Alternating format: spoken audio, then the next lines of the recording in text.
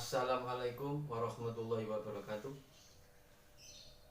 Jumpa kembali dengan saya dalam pelajaran sejarah Indonesia.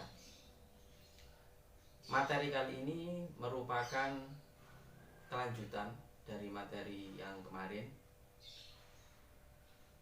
yaitu tetap kejadian-kejadian di masa-masa Orde Lama.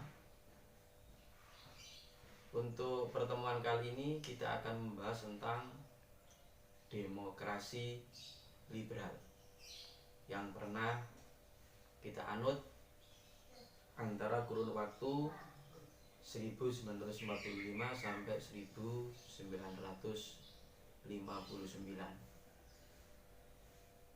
Baik, untuk lebih jelasnya kita simak video berikut ini.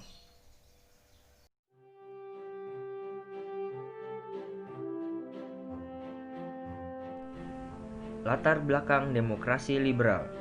Berdasarkan hasil konferensi meja bundar yang berlangsung di Den Haag, maka terbentuklah negara Republik Indonesia Serikat. Pemerintahan dijalankan oleh presiden dengan kabinetnya, sedangkan legislatif terdiri atas dua badan, yaitu Senat dan para DPR. Ir Soekarno terpilih sebagai Presiden RIS, sedangkan Wakil Presiden RI Drs Muhammad Hatta diangkat sebagai Perdana Menteri RIS. Namun, karena banyaknya terjadi gerakan-gerakan yang menuntut pembubaran negara bagian, maka negara RIS tidak bertahan lama. Setelah Presiden Soekarno menandatangani rancangan UUD 1950, maka Indonesia secara resmi mengubah sistem demokrasinya menjadi demokrasi liberal. Kabinet Natsir. Kabinet Natsir merupakan kabinet pertama yang menjalankan pemerintahan di Indonesia. Kabinet ini berasal dari Partai Masyumi dengan Muhammad Natsir sebagai Perdana Menteri. Semasa pemerintahan Kabinet Natsir, Indonesia berhasil memetakan politik luar negeri yang bebas dan aktif. Selain itu, Indonesia juga berhasil masuk menjadi salah satu anggota Perserikatan Bangsa-Bangsa. Penyebab kemunduran kabinet ini dari kursi pemerintahan adalah kegagalannya penyelesaian masalah Irian Barat dengan Belanda. Juga munculnya banyak mosi akan peraturan pemerintah mengenai DPRD dan DPRDS yang terlalu menguntungkan Partai Masyumi. Kabinet yang memerintah Indonesia setelah kemunduran Kabinet Natsir adalah Kabinet Sukiman yang dipimpin oleh Sukiman Wiryo Sanjoyo. Tidak banyak program-program dari Kabinet Sukiman yang berjalan dengan lancar. Munculnya korupsi pada lembaga pemerintahan, masalah Irian Barat yang belum terselesaikan, serta hubungan Sukiman dengan militer yang kurang harmonis menjadi kendala yang menghambat program kerja mereka. Penandatanganan Mutual Security Act dengan pemerintah Amerika Serikat yang berarti juga memihaknya Indonesia kepada blok barat merupakan suatu pelanggaran terhadap politik negara Indonesia yang bebas dan aktif, sehingga rakyat menarik dukungannya pada Kabinet Sukiman. Jadi, ia terpaksa mundur dari jabatannya. Kabinet yang menggantikan Kabinet Sukiman selanjutnya adalah Kabinet Wilopo yang dipimpin oleh Mr. Wilopo. Salah satu program penting yang direncanakan Kabinet Wilopo adalah persiapan pelaksanaan pemilihan umum. Program luar negerinya juga ditekankan kepada perjuangan pengembalian Irian Barat kepada Indonesia.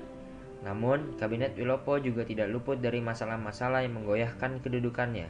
Antara lain adalah masalah Angkatan Darat yang dikenal dengan peristiwa 17 Oktober 1952. Namun, masalah yang membuat Kabinet Wilopo terpaksa turun dari jabatannya adalah peristiwa Tanjung Morawa yang menyebabkan munculnya mosi tidak percaya dari Serikat Indonesia terhadap Kabinet Wilopo.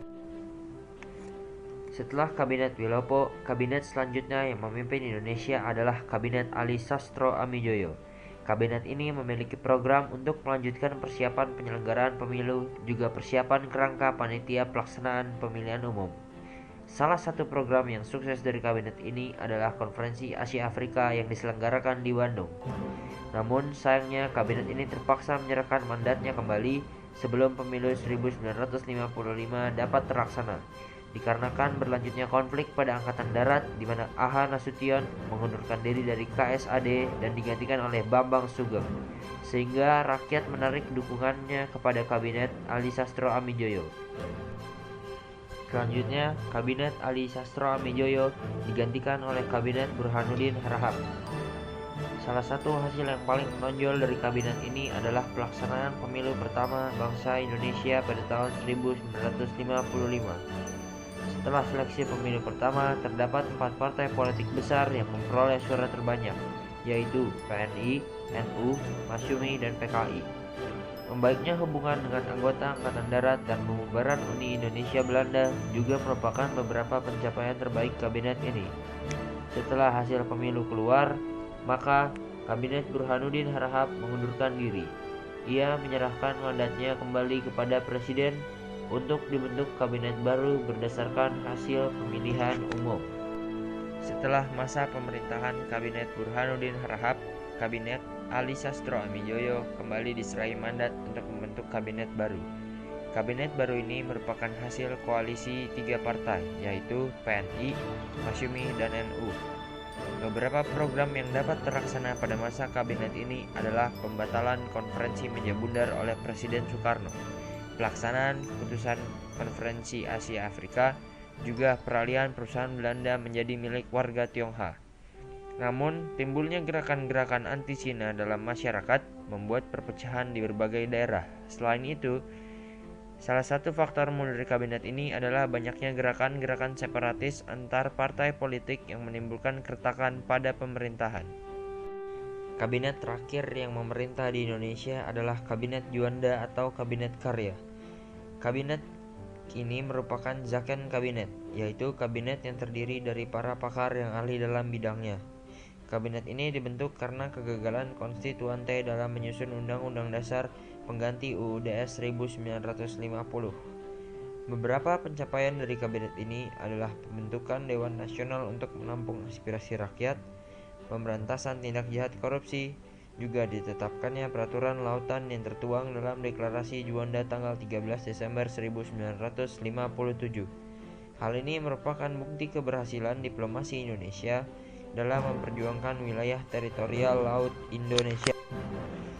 Karena gagal menyelesaikan aksi-aksi pemberontakan separatis di daerah-daerah, juga karena kondisi ekonomi negara yang semakin terpuruk, maka krisis demokrasi liberal sudah mencapai pada puncaknya.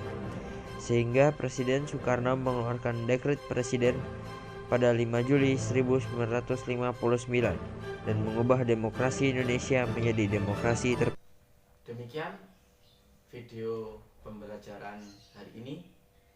Semoga bermanfaat. Wassalamualaikum warahmatullahi wabarakatuh.